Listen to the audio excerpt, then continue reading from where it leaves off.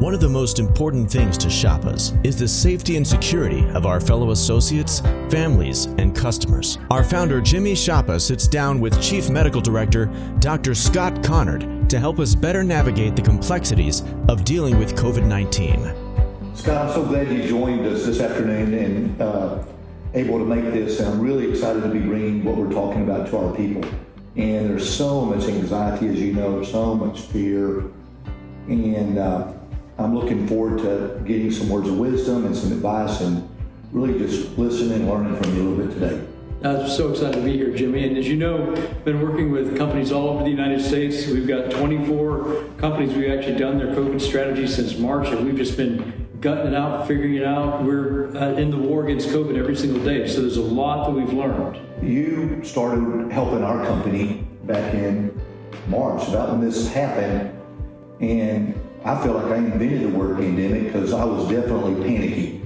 And we were looking for where we get advice. All of our people were coming to HR and looking for advice, and Karen was doing the best she could, but we really didn't know where to turn. And I remembered you, remembered all the resources you have and the expert that you are in this field, and reached out. You were so kind to say, Jimmy, I'll help you. And we signed you up as a medical director for our company, and to help navigate all these issues for our company through COVID. What's changed since the beginning, if anything, and what stayed the same, if anything, from the beginning? Well, Jimmy, I remember right at the beginning we were talking about how many days does it take for a boat to get from China to the United States, right? Yeah. 9 days. Does the virus last on cardboard and on wood for 9 days or not, right? How scared do we need to be when we open a box that'll pop in our face?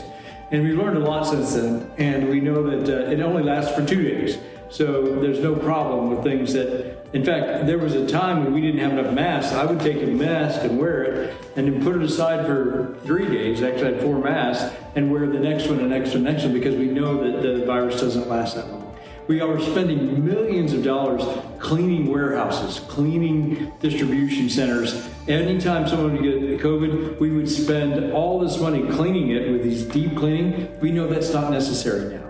And once a week cleaning is good enough. We know that it spreads via droplets, right? And so now I've had COVID, so I can't get you sick, but we're sitting close enough together that if I had COVID and I was speaking to you, my droplets are floating over and you could get sick. I know, yuck, right? And we know that that's the primary mode of transmission. So we've learned a lot. We can be smarter. We can be more strategic. We can focus our efforts on doing the big 3, right? Wearing a mask. We'll talk about that further. Washing your hands or cleaning with the alcohol, and thirdly, staying at a proper distance. And if you do those things, you're really doing a lot to prevent getting COVID. So we've learned a lot. We know how it's spread. We know what happens to people now, and we can talk about that some. We know how to treat it better.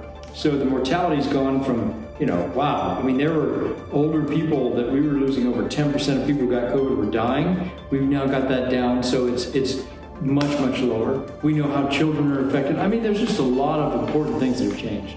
Scott, I use the analogy a lot that I've used my hands like this. There's people on this scale and there's people on this scale. This is fearful, people that are staying within their home and they're really not leaving their house.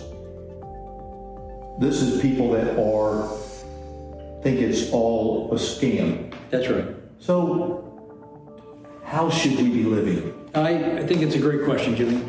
And I would say that we should be living, kind of here, intelligently. And so a couple of thoughts. COVID's real. It's not a, communist plot to take over the country or anything else. COVID's real, but there's 1% of people die and 14% of people get sick enough that they really feel bad. 86% of people don't. And all of us have to live life. So we have to make choices.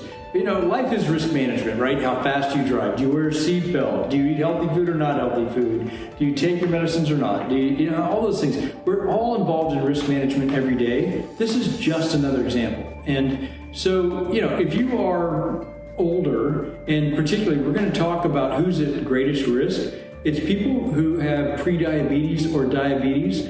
It's funny because friends of mine are ICU doctors, and they say, back in June and July, they were, Scott, we expected people with asthma and COPD and lung problems to fill our ICUs. It's not. It's people with diabetes, people who are obese, people who are pre-diabetes, pre-hypertension.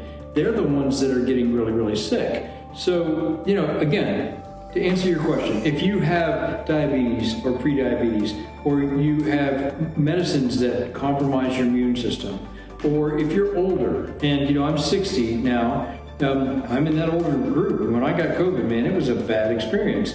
So those are the folks that need to be kind of taking it easy and being careful. If you're, my sons, twins, and you know each other well for a long time, our kids are the same age, they're 27 years old. They have no health problems. They want to live their lives. They're taking more risk than, say, I would. And so you got to just be real and say, how at risk are my family members, the people I'm around, like over Christmas, or the New Year's? Do we get together with people? Do we not? Well, frankly, if you're 27 years old and you're living away from home and you're not going to be around your parents or grandparents, and you want to take a little more risk, I respect that. On the other hand, if you're going home and you're going to hang out with the family and your grandma's going to be there, you got to be more careful, because grandma could die if she gets this. So COVID's real. We know how it's spread. We know how to prevent it. And we know who's at highest risk. Put that all in your risk meter and figure out what you want to do. Don't be afraid. Be informed. Don't act out of fear. Act out of wisdom and knowledge. Make your decisions, live your life, and minimize the fear factor. So what I heard you say is common sense, and if I am going to go see my parents over the holidays, or we are going to be with someone that might be in a higher risk category, maybe a loved one that's older, aunt or uncle or family, you can still go, but just because that doesn't put you in a high risk, what puts you in a high risk is these scenarios that you get into. Am I in a proximity? Do I have my mask? So if I'm there, what if I'm sitting at the end of the table, and how do you mitigate risk? Yep, great question. So I don't know if you've seen the pictures, but there are pictures where you watch people talking like we are, and you watch the droplets come out of their mouth, and it's like, wow, that's kind of gross. And then you watch them put on a single layer mask, a double layer mask, or a surgical mask.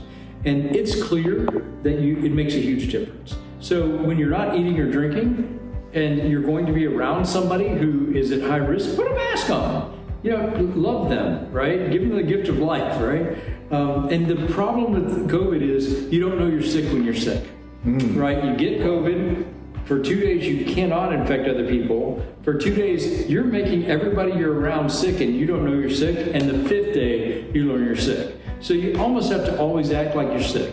Okay. So you wear a mask. And by the way, in Kansas, there's a really interesting thing. They had counties, they said, we recommend everybody wear a mask. We should pass this law. Some counties did, some counties didn't. The counties that did saw a 6% decrease in COVID cases. The counties that did not pass a law, 100% increase in COVID cases, just by wearing a mask. So it really does work, and it really does matter. If you don't believe it, go look at the science. And then when you are going to take your mask off to eat or drink, make sure that you're at least 6 feet away from a person at high risk. Again, give them the gift of life, right? And be careful, and then put your mask back on if you're going to be any closer than that. So again, don't be afraid, be smart.